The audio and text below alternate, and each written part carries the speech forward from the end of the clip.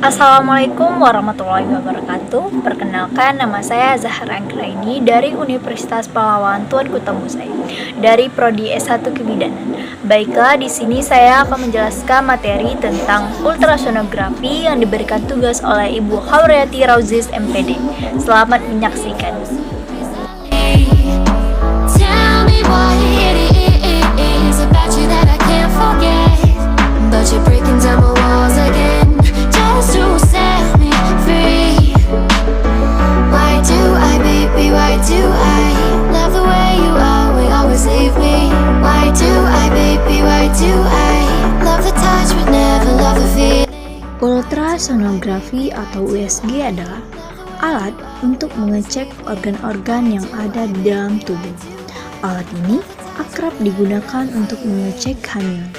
Tapi bukan cuma itu, USG juga dapat digunakan untuk mendeteksi organ-organ yang ada di bagian kepala, bahkan alat kelamin pria.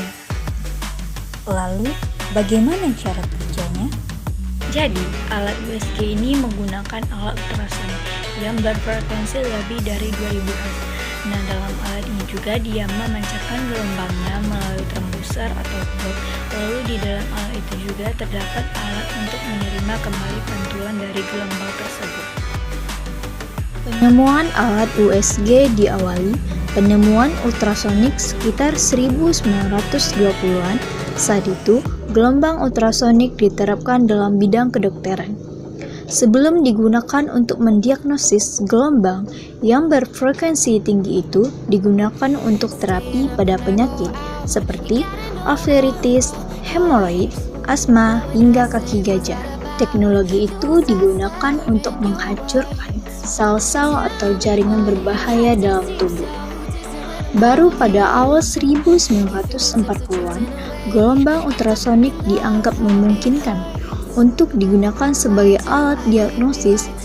Itu bermula pada eksperimen kardiodusi seorang dokter saraf dari Universitas Vienna, Australia.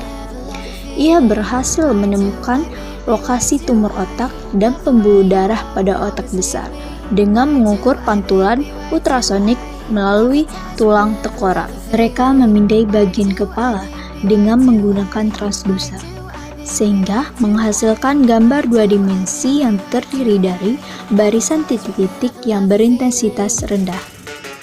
Satu dekade kemudian, Josh Lowy, fisikawan asal Amerika Serikat, menyempurnakan penemuan Lucy. Sampai 1990-an, seiring berkembangnya teknologi komputer, perkembangan Ducer memungkinkan untuk menghasilkan tampilan gambar suatu jaringan lebih jelas, mulai dari 2D, 3D, bahkan 4D. Banyak manfaat yang bisa diperoleh dari USG. Yang pertama, untuk memastikan kehamilan. USG dapat mendeteksi kantong janin dan apakah ada cabang bayi di dalamnya. Yang kedua, yang paling penting untuk mendeteksi adanya kelainan. Kelainan itu bisa dilihat dari perkembangan bayi seperti ukurannya, kelebihan, dan jumlah jari, hingga bentuk tangannya. Yang ketiga, tentu saja untuk mendeteksi jenis kelamin bayi. Dan yang keempat adalah untuk menentukan hari perkiraan lahir atau yang lebih dikenal dengan HPL. Itu hari waktu yang paling ideal untuk melakukan USG adalah pada trimester kedua atau bulan keempat sampai kelima masa kehamilan. Mengapa demikian? Karena pada trimester pertama, janin belum cukup berkembang. Sementara pada trimester ketiga, ukuran janin sudah terlalu besar, sehingga sulit melihat organ secara menyeluruh.